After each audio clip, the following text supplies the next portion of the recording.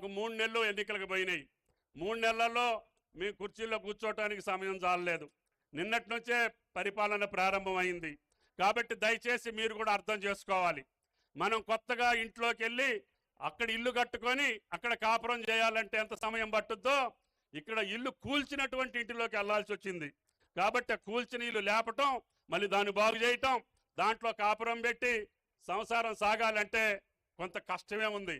అయినా సరే మీరిచ్చినటువంటి మనోధైర్యానికి తగ్గట్టుగా తప్పకుండా ఈ జిల్లాలో ఉన్నటువంటి అన్ని సమస్యల పరిష్కారం కోసం మీ ముగ్గురితోటి పాటు మాకు అర్జునుడిలాగా వెంకటరెడ్డి గారు ఉన్నాడు, ఇన్ఛార్జ్. ఆయన యొక్క సహాయ సహకారాలతోటి జాతీయ రహదారులు పూర్తి చేయడంతో పాటు ఈ జిల్లాని సస్యశ్యామలం చేసేటటువంటి సీతారామ నీళ్ళని ఈ 3 సంవత్సరాల కాలంలోనే పాలేరుకి తీసుకెళ్లేటటువంటి ఒక మహద్భాగ్యమైనటువంటి కార్యక్రమాన్ని కొనసాగించుకుంటూ ఈ జిల్లాలో ఉన్నటువంటి పేద వర్గాలకి, రైతులకి, ముఖ్యంగా నిన్న బట్టి గారు మొత్తం డబ్బులన్నీ నీ శాఖకే పోతున్నాయి అంటున్నారు. నా శాఖకి రావటం లేదయ్యా, రైతుల జేబుల్లోకి వెళ్తున్నాయి. వాళ్ళ కష్టాలు తీర్చడానికి మీరే పంట రుణాలు మాఫీ చేస్తామని 2 లక్షలు చేస్తామని మాట ఇచ్చారు. కాబట్టి మీ మాట నిలబెట్టడం కోసమే నేను 30,000 కోట్లు అడుగుతున్నా. దీని తర్వాత రైతు భరోసా ఉంది, అది కూడా మీ భుజ స్కంధాల మీదనే ఉంది. అందరు రైతు లోకానికి కూడా నేను చెప్తున్నా, పంట రుణాలు ముఖ్యమంత్రి గారి మాట ప్రకారం బట్టి గారు తీర్చడానికి సిద్ధంగా ఉన్నారు.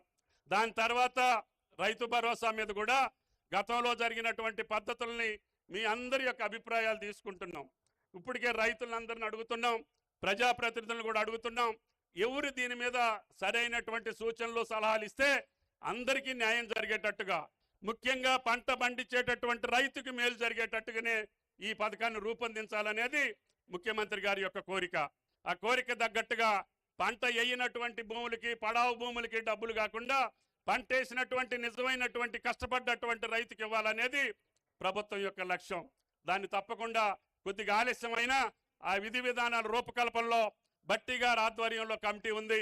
నేను, పొంగులేటి గారు, అదేవిధంగా శ్రీధర్ బాబు గారు కూర్చొని అందరి అభిప్రాయాలు తీసుకుంటున్నాం. తప్పకుండా మీ అభిప్రాయాలకు అనుగుణంగా ముందుకెళ్తామని చెప్పి విజ్ఞప్తి చేస్తున్నాం. అదేవిధంగా జిల్లా అధికారులతో పాటు రాష్ట్ర అధికారులు కూడా గతంలో మీ మాట వినలేదు, గతంలో మీ మాటకి విలువ లేదు, గతంలో మీ పనికి ఇది నమ్మకం లేదు. ఇప్పుడు ఆ పద్ధతి లేదు. ముఖ్యమంత్రి గారు సంపూర్ణమైనటువంటి స్వేచ్ఛతోటి అధికారులందరూ ఒళ్ళొంచి పనిచేయాల్సినటువంటి అవసరం వచ్చింది, కష్టపడి పనిచేయాల్సినటువంటి అవసరం వచ్చింది. ప్రజల కోరికలు తీర్చేటటువంటి బాధ్యత మన మీద ఉంది. కాబట్టి మీరందరూ సహకరించాలని చెప్పి కొత్తగా వచ్చినటువంటి జిల్లా కలెక్టర్ గారు, ఎస్పీ గారు, ఈ యొక్క జిల్లా మీకు విభిన్న స్వరూపాల్లో ఉంటుంది.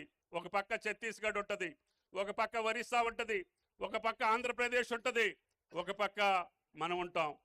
ఈ రకంగా అన్ని విభిన్న సంస్కృతులు కలిగినటువంటి ఈ జిల్లా అన్ని రంగాలతోటి ముందుకు పోవటం కోసం నా శాఖ పరంగా ఈ యొక్క ఆయిల్ ఫామ్ని పెద్ద ఎత్తున విస్తరించి తెలంగాణ మొత్తాన్ని కూడా రేపు రాబోయే 4.5 సంవత్సరాల్లో పామాయిల్ ఎక్కడే ఉందంటే అది కొత్తగూడెం జిల్లా అని చెప్పేటట్టుగా మీకు పేరు తీసుకొచ్చేటటువంటి బాధ్యతని నేను తీసుకుంటానని చెప్పి విజ్ఞప్తి చేస్తున్నా.